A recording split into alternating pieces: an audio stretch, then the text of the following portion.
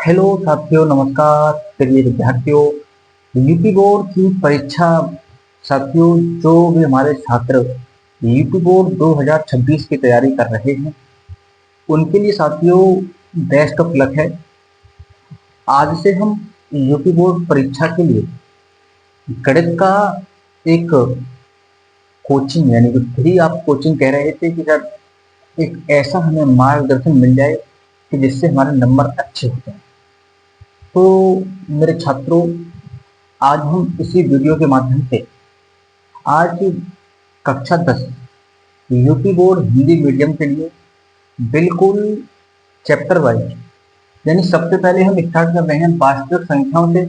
हमारी एक्सरसाइज 1.1 यहाँ से हमारे अगर मैं बात करूं, हमारे बोर्ड एग्जाम में कम से कम साथियों एक प्रश्न यहाँ से 5 नंबर का भाई आता ही आता है। दोस्त, अगर आपने आज की हमारी क्लास देख ली, अगर आपने आज की हमारी क्लास पूरी देख ली तो यहाँ से आपका 5 नंबर का प्रश्न कंप्लीट होता है, 5 नंबर का। और कक्षा 10 के लिए ये क्लासेस आती, और हिंदी मीडियम के लिए जो भी साथी हमारे यूपी बोर्ड की परीक्षा के लिए 2026 की लिए तैयारी कर रहे हैं उनके लिए भाई ये क्लास है। ठीक है। और ऐसे ऐसे प्रश्न आते हैं। चैप्टर का नाम है वास्तविक संख्याएं। जो आपके पास एनसीईआरटी किताब है, आपके पास जो एनसीईआरटी किताब है, जो आपके पास एनसीईआरटी किताब है उसकी पहली प्रश्नावली निकालो 1.1। उसका नाम है वास्तविक संख्याएं। वास्तविक संख्याएं, इसके बारे में आज चर्चा करते हैं। प्रश्नावली 1.1। एक प्रश्न आता है साथी हमारा, ऐसा क्वेश्चन है ये। प्रश्न क्या है देखिए स्टूडेंट्स, संख्याएं 18, 24, 45 का अभाज्य गुणनखंड विधि द्वारा एचसीएफ और एलसीएम ज्ञात करो। यानी हमारे पास 18, 24 और 43 ये संख्या है और इनका अभाज्य गुणनखंड विधि द्वारा, अभाज्य गुणनखंड विधि द्वारा इसका हमें बताना है एचसीएफ और एलसीएम। यानी हम मासा के लिए दो प्रकार से निकाल सकते हैं। एक होता है हमारा भाग विधि द्वारा, एक होता है हमारा अभाज्य गुणनखंड विधि द्वारा। यानी इसमें स्पेशल कह रहा है कि अभाज्य गुणनखंड विधि द्वारा, यानी इस विधि को अपनाना है हमें, अभाज्य गुणनखंड विधि। भाई सर, अभाज्य गुणनखंड विधि होती क्या है? पहले हमें इसका पता नहीं पता कि अभाज्य गुणनखंड विधि क्या होती है। जैसे सपोज दैट मैं आपको बताता हूँ कि अभाज्य गुणनखंड क्या होते हैं। हमारे अभाज्य गुणनखंड क्या होते हैं, जैसे मान लीजिए अभाज्य गुणनखंड, अभाज्य गुणनखंड, गुणनखंड जैसे हमारे पास एक संख्या है, मान लीजिए 100। अब मैं कहूं आपसे कि इस 100 के अभाज्य गुणनखंड ज्ञात करो, तो आप क्या करेंगे साथी? अभाज्य गुणनखंड निकालने के लिए इसको ऐसे काटेंगे। सबसे पहले किससे काटेंगे भाई? 2 से। 2 पंजे 10, ठीक है, 0 हुआ। अब किससे काटेंगे भाई? 2 से फिर काटेंगे। 2 दूनी 4 हो गया, एक बचा भाई, यहाँ मान लो एक, कितना हो गया? 10। 2 दूनी 4 हो गया भाई, यहाँ कितना 5 है, एक बचा ना, तो एक बचता है भाई, यहाँ मान लेते हैं, यहाँ हो गया हमारे 10। 2 पंजा 10, ठीक है। अब किससे कटेगा भाई? अब कट जाएगा हमारा 5 से। पचम 25 भाई, अब किससे कटेगा? 5 एकम 5। अब आपसे कोई कहे कि इसके अभाज्य गुणनखंड बताओ, अभाज्य गुणनखंड क्या है, तो आपका उत्तर आना चाहिए सर, ये जो आए हैं इनके गुणनखंड, ये इनके अभाज्य गुणनखंड ही तो हैं। कौन कौन से? 2 गुणा 2 गुणा 5 गुणा 5। आपसे कोई कहे कि अभाज्य गुणनखंड कौन से हैं, ये इनके अभाज्य गुणनखंड है भाई, 2 गुणा 2 गुणा 5 गुणा 5। इसी प्रकार से, इसी विधि से हमें 18, 24 और 45 का पहले निकालना है मासा, उसके बाद निकालना है लासा। तो दोस्त कैसे निकालेंगे? देखिए, ये अभाज्य गुणनखंड समझ में आया नहीं है? सभी स्टूडेंट्स बोलेंगे, सभी छात्र बोलेंगे समझ में आया या नहीं। ठीक है, देखते हैं कैसे। सबसे पहले हमसे पूछा है कि इसका मासा ज्ञात करो, HCl। HCl कहते हैं मासा, क्या कहते हैं, मासा। भाई सबसे पहले हमारे पास कितना है, 18, तो आप 18 को लिख लो ऐसे। उसके बाद क्या है हमारा 24, तो 24 को लिख लो भाई ऐसे। उसके बाद क्या है हमारा 45, इस प्रकार 45 को लिख लो भाई। किसी भी स्टूडेंट को यहाँ तक कोई समस्या है, मैंने क्या किया, सबसे पहले 18 को लिख लिया, उसके बाद 24 को लिख लिया, उसके बाद 45 को लिख लिया। ऐसा मैंने क्यों किया, क्योंकि मुझे पहले निकालना है मास। अब दोस्त सबसे पहले इस 18 के अभाज्य गुणनखंड बताओ कितना होंगे। तो 18 के अभाज्य गुणनखंड जिस प्रकार से मैंने इसके निकाले थे 100 के, इसी प्रकार हम इसके निकाल सकते हैं। सबसे पहले हमारा 18 है, तो हम सबसे पहले इस 18 के निकालेंगे। किसके निकालेंगे, 18। कैसे, 18 लिखिए भाई, इसके निकालिए अभाज्य गुणनखंड, क्योंकि हमसे पूछा ही है कि अभाज्य गुणनखंड विधि द्वारा। ठीक है, देखिए दोस्त, 2 नियम 18। अब किससे कटेगा भाई, अब 3 से कटेगा। साथ ही ऐसे मत काट देना 9 एकम 9, ऐसे हमारा गलत हो जाएगा। हमें यहाँ वो संख्या लेनी है जो संख्या हमारी अभाज्य संख्या होती है। अब प्रश्न ये उठता है कि सर अभाज्य संख्या कौन सी होती है। तो दोस्त देखिए, अभाज्य संख्या वे संख्या होती है, अभाज्य संख्या कौन कौन सी होती है, अभाज्य संख्या वे होती है जो संख्या स्वयं से कटे, जो संख्या स्वयं से कटे, यानी स्वयं के अलावा किसी से न कटे। स्वयं का मतलब है जैसे हमारे पास 2 संख्या है, क्या 2 संख्या किसी से कट जाएगी, नहीं कटेगी। 2 संख्या जो है वो केवल 2 से ही कटेगी। अगली संख्या हमारी 3 है, 5 है भाई, 7 है। क्या मुझे कोई बताएगा साथी कि जो हमारी 9 संख्या है ये संख्या अभाज्य है या नहीं। हमारा कोई भी छात्र ये बता पाएगा कि ये 9 संख्या जो है हमारी भाज्य है या अभाज्य है। मेरा प्रश्न एक ही है कि 9 बताना है कि 9 संख्या जो है भाज्य है या अभाज्य है। तो आपका उत्तर आएगा कि सर 9 संख्या जो है वो हमारी भाज्य संख्या है, अभाज्य नहीं। क्यों नहीं है, क्योंकि ये 9 जो संख्या है साथी हमारी, देखिए दोस्त, 9 संख्या जो है हमारी वो 3 से भी कट जाएगी भाई, हमारी 9 से भी कट जाएगी। यानी ऐसी संख्या बतानी है जो संख्या स्वयं से ही कटे, उस संख्या को हम अभाज्य संख्या कहते हैं। ठीक है, तो यहाँ ऐसी संख्या आनी है कि संख्या स्वयं से कटे।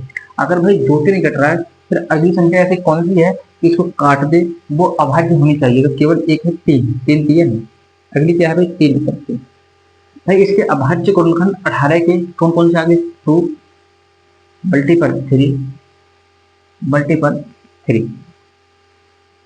ठीक है, इसी प्रकार निकालेंगे भाई 24 के। देखिए दोस्त, 24 के भी अभाज्य गुणनखंड बताओ। 2 एकम 2, 2 दूनी 4, किससे कटेगा भाई, 2 छक्के 12, 2 3 6, और देखिए भाई 3 एकम 3। यानी मैंने क्या काम किया, 18 के फैक्टर निकाले भाई अभाज्य गुणनखंड विधि से, इसी प्रकार 24 के निकाले। अब 24 के जो अभाज्य गुणनखंड आए हैं वो कितने आए हैं, यानी 2 मल्टीपल 2 मल्टीपल 2 मल्टीपल 3। इसी प्रकार हम चेक करेंगे 45 के अभाज्य गुणनखंड, किसके, 45 के।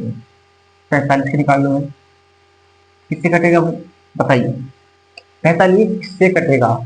ऐसी संख्या ढूंढ के लेके आनी है जो संख्या स्वयं से कटती है, यानी हमें अभाज्य संख्या लेके आनी है। तो अगर मैं बात करूं सबसे पहले भाई 2 से कटेगा नहीं, 2 दूनी 4, 5 से कटेगा, यानी ऐसी संख्या लेके आनी है जो संख्या इन दोनों को काट दे। तो सबसे पहले हम 3 को चेक करते हैं भाई, 3 एकम 3, एक बचा भाई, यहाँ हो गया हमारे 15, 3 एकम 3, 3 एकम 3, यहाँ है कितने 4, एक जो बचता है इसे हम मान लेते हैं, हमारे पास हो गए 15, 3 पंजे 15। ठीक है, अब किससे कटेगा भाई, 3 से कट जाएगा, 3 पंजे 15 और 5 एकम 5। इसके बाद गुणनखंड आए हमारे पास 3 मल्टीपल 3 मल्टीपल 5। अब दोस्त हमसे पूछ रहा है अभाज्य गुणनखंड विधि द्वारा सबसे पहले लिखा हो भाई इसका मासा, इसका मासा कितना होगा। तो दोस्त देखिए क्या होगा इसका मासा, मासा क्या होगा भाई, HCl। तो सबसे पहले हमारा क्या है 2, ऊपर वाली संख्या मापते हैं क्या है 2, क्या दो नीचे है कहीं? है भाई। दो नीचे है कहीं? नहीं है। यानी तीनों में कॉमन लेना होता है। यानी जो संख्या ऊपर होगी वही संख्या इनमें सब में होनी चाहिए। माता का नियम क्या कहता है? जो संख्या यहाँ है वो संख्या यहाँ होनी चाहिए और वही संख्या यहाँ होनी चाहिए। अगर यहाँ है तो साथ ही हमारा कॉमन आ जाएगा, अगर नहीं है तो उस संख्या को भाई छोड़ दो, उससे कोई मतलब नहीं। अगला नंबर क्या है हमारा? तीन। भाई तीन यहाँ है, तीन इस लाइन में कहीं है भाई? है यहाँ। तीन और कहीं है भाई? है यहाँ। यानी एक तो हमारा जोड़ा ये बन गया। यानी जहां जहां हमारा तीनों में होता है उसका एक बना देते हैं जोड़ा, ऐसे तीनों में कॉमन बनाते हैं। अगली बार क्या है? साथ तीन है, यहाँ तीन कहीं बचा? यहाँ है ही नहीं भाई। अगला तीन यहाँ है, यानी यहाँ है ही नहीं। तीनों में भाई होना चाहिए, वो संख्या हमारी तीनों में होना चाहिए। अगर एक संख्या और होती तो चारों में देखते भाई। ठीक है, ये इसका नियम होता है। तो हमारा मासा कितना आ गया भाई? तीन कितनी बार आया है? तीन, यानी एक बार इसका मासा आ गया भाई तीन। इसका मासा आ गया भाई तीन। कितने छात्रों को ये मैथड अच्छा लगा? जितने भी यूपी बोर्ड की परीक्षा को भाई देने वाले हैं 2026 में, ये प्रश्न यहाँ से आपका 5 नंबर का प्रश्न आता है। यानी आपके यहाँ पे 5 नंबर भाई क्लियर हो गए। अगर वीडियो अच्छी लगे तो कमेंट करना और शेयर कर दो अपने सभी फ्रेंडों में, और आज ही चैनल को सब्सक्राइब कर लेना। ठीक है,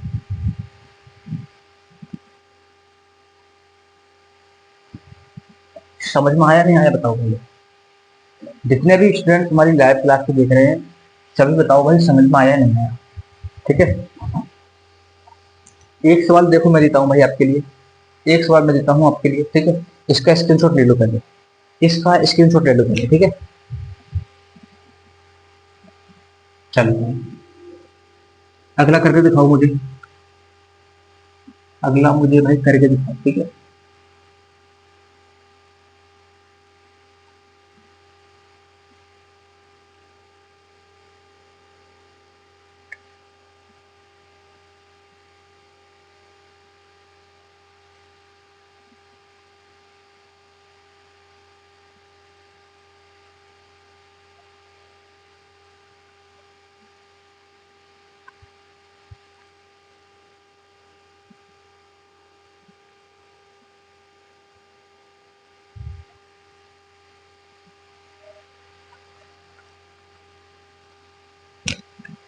हाँ तो भाई देखिए भाई यूपी बोर्ड वालों, UP board BOARD, UP board 2026 के लिए जो भी हमारे विद्यार्थी तैयारी कर रहे हैं उनके लिए क्लास भाई अपने आप में एक बहुत अच्छी क्लास है। एक सवाल भाई मुझे करके दिखाओ, एक सवाल मुझे करके दिखाओ भाई।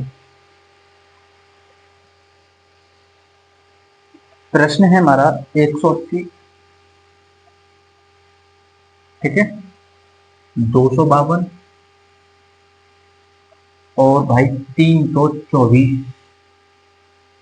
का HCF बताओ। हाँ, एक छात्र का कमेंट आ रहा है कि सर आपने लासा नहीं बताया। एलसीएम में बताऊंगा भाई, पहले मासा सीख लो उसके बाद लासा भी बताऊंगा। ठीक है, दोनों बताऊंगा भाई। इसका भाई मुझे मासा रिजल्ट दिखाओ।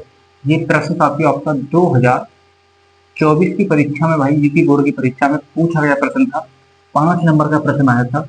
बताओ दोस्त इसका मासा कितना होगा? इसका मासा कितना होगा?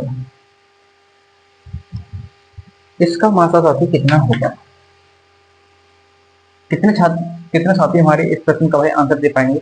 इसका मासा कितना हो पाएगा? बिल्कुल भाई,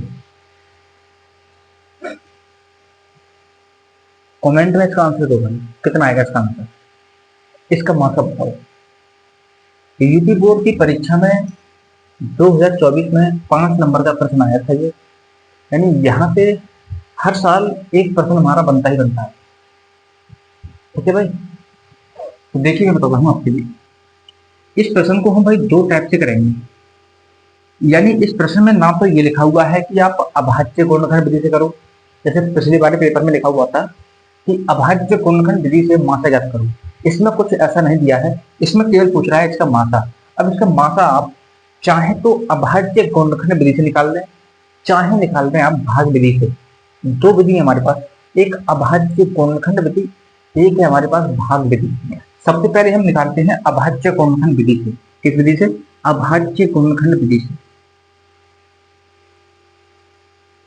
अभाज्य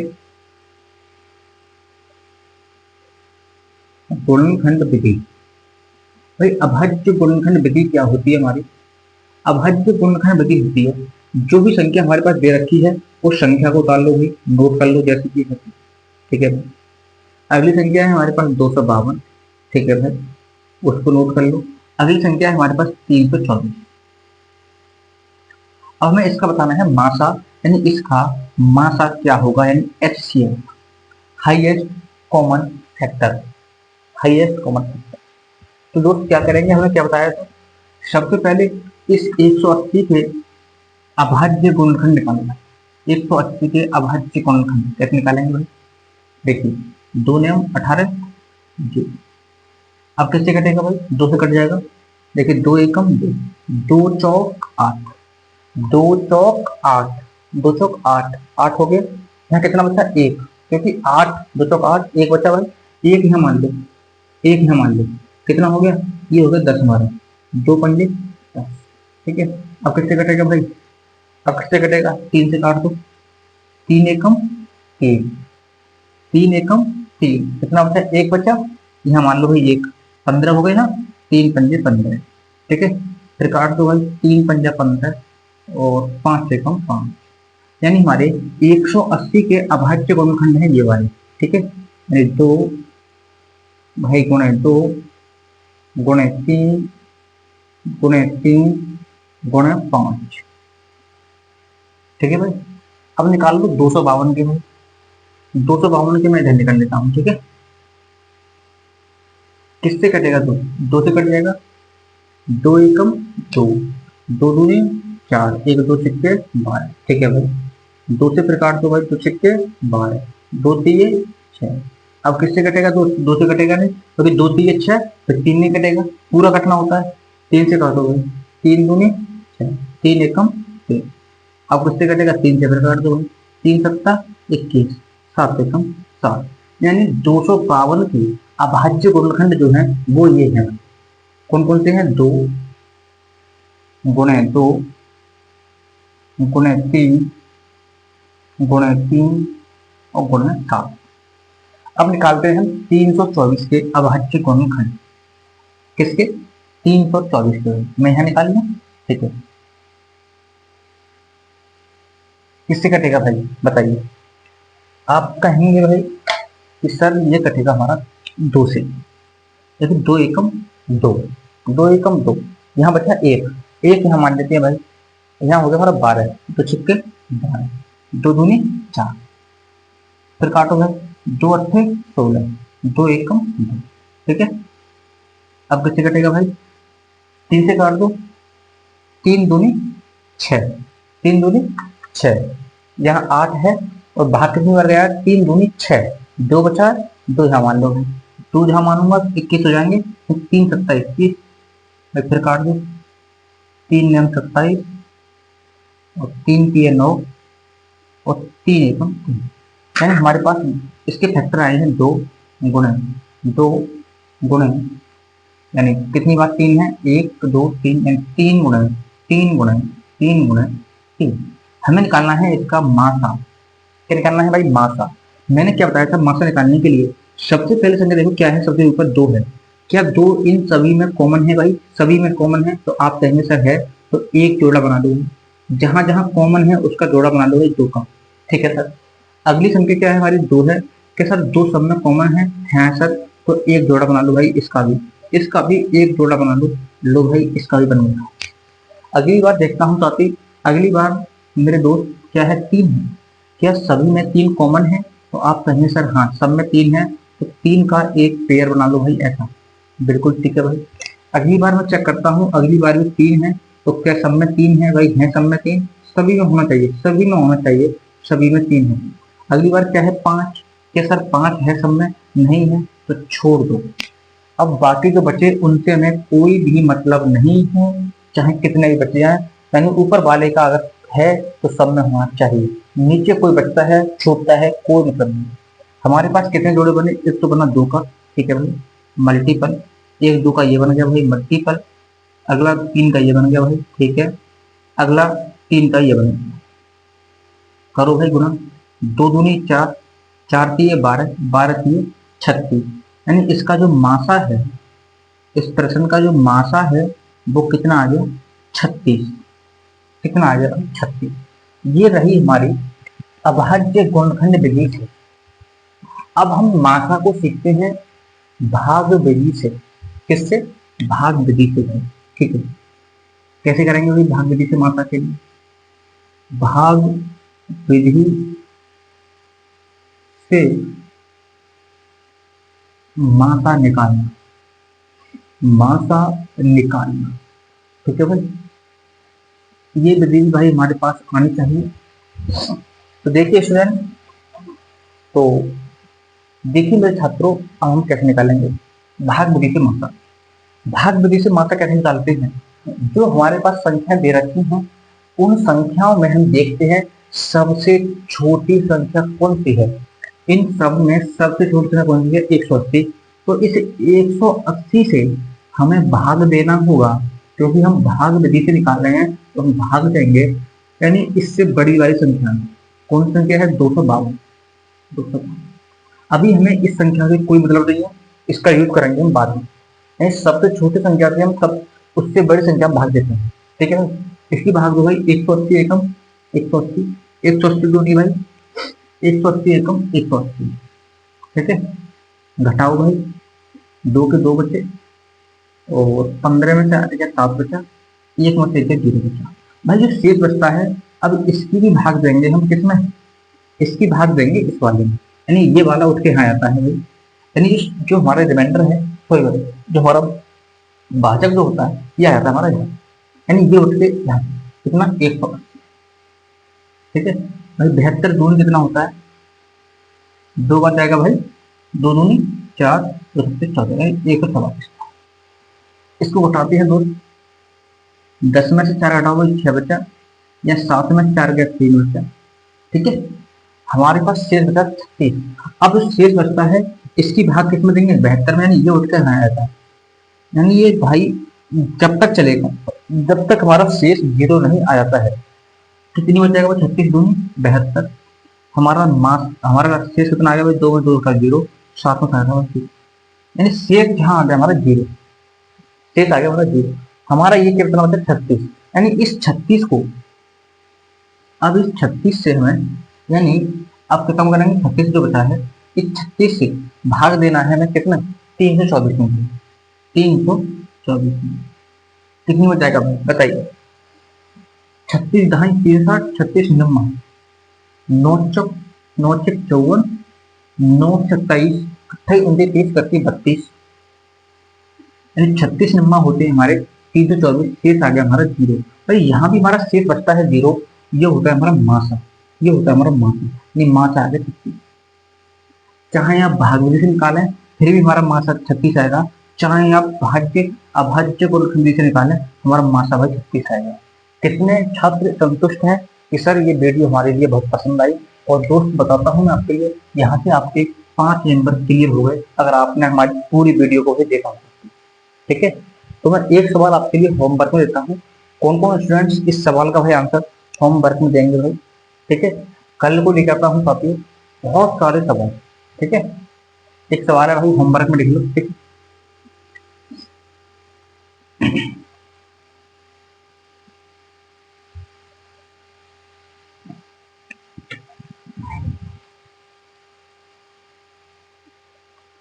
लो भाई, एक सवाल लिख लो होमवर्क के लिए और इसका आंसर आप बताना कमेंट में। ठीक है, आपके मैं कमेंट का वेट करूंगा भाई। ठीक है, सवाल है कि अभाज्य गुणनखंड से निकालना है, अभाज्य गुणनखंड, अभाज्य गुणनखंड विधि से।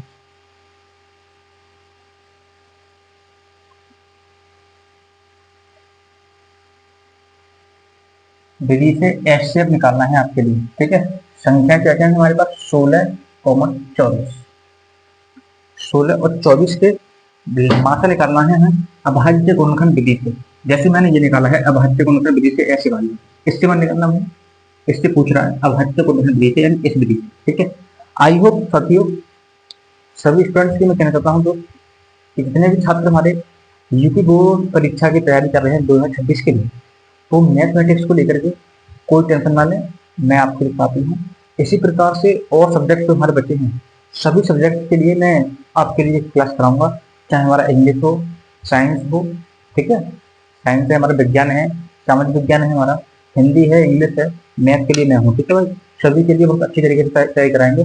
तो सभी छात्रों को भाई वीडियो शेयर करनी है, जितने भी आपके फ्रेंड दोस्त हैं, और चैनल को भाई आज सब्सक्राइब कर लो, ठीक है। कल मिलते हैं नेक्स्ट वीडियो में बहुत ही अच्छे तरीके से भाई, ठीक है। सभी छात्रों के लिए भाई बेस्ट ऑफ लक, जितने भी छात्र तैयारी कर रहे हैं। थैंक यू भाई सो मच।